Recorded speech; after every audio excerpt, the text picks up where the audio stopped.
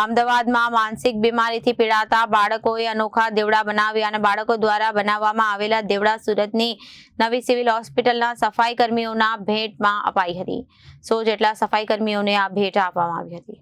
અમદાવાદમાં માનસિક બીમારીથી પીડાતા બાળકોએ અનોખા દેવડા બનાવ્યા હતા। બાળકો દ્વારા બનાવવામાં આવેલા દેવડા સુરતની નવી સિવિલ હોસ્પિટલના સફાઈ કર્મીઓને ભેટમાં આપ્યા હતા। 100 જેટલા સફાઈ કર્મીઓને ભેટ આપવામાં આવી હતી। ગુજરાત નર્સિંગ કાઉન્સિલના ઉપપ્રમુખ ઇકબાલ કડીવાલાના જન્મદિવસ નિમિત્તે એમનું સન્માન કરાયું હતું। સિવિલ હોસ્પિટલના લાયન્સ કેન્સર હોસ્પિટલના સફાઈ કર્મીઓને દેવડા તથા મહિલા કર્મીઓને સાડી અને પુરુષ કર્મીઓને કાપડ અપાયો હતો। આજે મારો જન્મદિવસ છે। સિવિલ હોસ્પિટલ ખાતે આજે મને 32 વર્ષ થયા।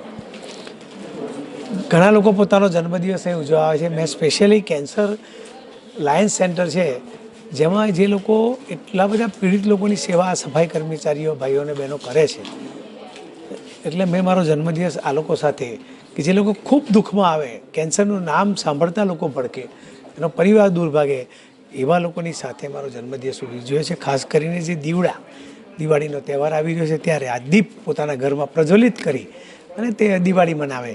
આ દીવડા દિવ્યાંગ, જે માનસિક દિવ્યાંગ અમદાવાદ જે લાલ દરવાજા ખાતે હોસ્પિટલ છે, એ લોકો 50 થી 60 હજાર દીવડાઓ દર વર્ષે બનાવે છે અને એ રોજગારી એમને પ્રાપ્ત થતી હોય છે।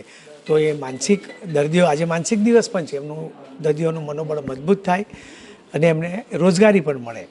અને આ ભાઈઓ બહેનોને સાડી આ એક નાની ભેટ છે, પરંતુ એમનો ઉત્સાહ વધે અને જે આવતા દર્દીઓ હોય ને એના પરિવારજનોને એક માનસિક શાંતિ પણ મળે, એ માટે ડૉક્ટર મહેન્દ્રસિંહ ચૌહાણ, કેન્સરના ચેરમેન અશોકભાઈ Kanungo, superintendent doctor ધારિત્રીબેન, RMO doctor કેતનભાઈ નાયક સાહેબ, આ બધાની ઉપસ્થિતિમાં અમે મારો જન્મદિવસ આ સેવાકીય પ્રવૃત્તિ સાથે કર્યો છે। દિવાળીનો તહેવાર આવી રહ્યો છે, સૌ શહેરીજનોને દિવાળીની શુભેચ્છા પાઠવું છું।